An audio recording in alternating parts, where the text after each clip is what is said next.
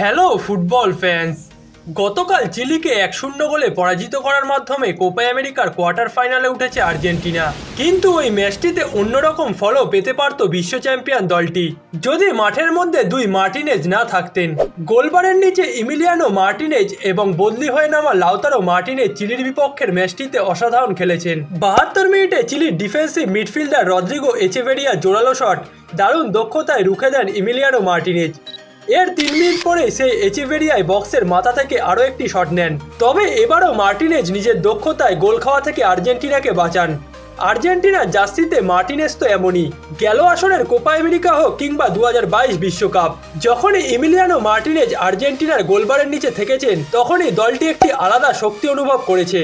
অনেকের মতে তো কাতার বিশ্বকাপের ফাইনালে একদম শেষ মুহূর্তে ফ্রান্সের কোলোমুয়ানি সেই শটটি সেভ করেই ইমিলিয়ানো মার্টিনেজ আর্জেন্টিনাকে বিশ্বকাপ জিতিয়েছেন।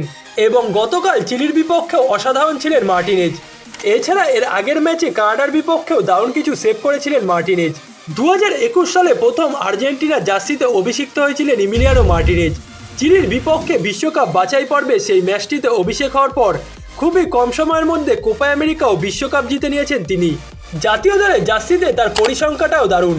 41 ম্যাচের মধ্যে 30টিতে ক্লিনশিট রাখতে সক্ষম হয়েছেন ইমিলিয়ানো মার্টিনেজ এবং এর মধ্যে মাত্র গোল খেয়েছেন 16টি। ইমিলিয়ানো মার্টিনেজ সর্বশেষ খেলা দুটি আন্তর্জাতিক প্রতিযোগিতার সেরা গোলকিপারও নির্বাচিত হয়েছেন এবং তার কাছে এবারের কোপা আমেরিকাতেও সেরা গোলকিপারের পুরস্কার জয় করার সুযোগ থাকছে। চিলির বিপক্ষে গতকাল গোল পাননি মেসি, হালকা চোটও পেয়েছেন তিনি, তবে গোল করার কাজটা করেছেন এরিক মার্টিনেজ।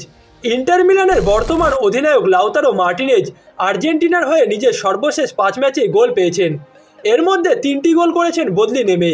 কিছুদিন আগে কোপা আমেরিকার প্রস্তুতি ম্যাচ হিসেবে গুয়েতেমালার বিপক্ষে খেলেছিল আর্জেন্টিনা, যেই ম্যাচটিতে লিওনেল মেসি জোড়া গোল করেছিলেন এবং ম্যাচের শেষ মুহূর্তে একটি পেনাল্টিও পেয়েছিল আর্জেন্টিনা, যেখান থেকে মেসি চাইলেই গোল করে হ্যাট্রিকও পূরণ করতে পারতেন। তবে পেনাল্টিটি তিনি নিজে না নিয়ে বল বাড়িয়ে দেন লাউতারো মার্টিনেজকে এবং লাউতারো মার্টিনেজ সেই স্পট কিক দিয়ে গোল করেই আবারও তার চিরচেনা ছন্দে ফিরে এসেছেন।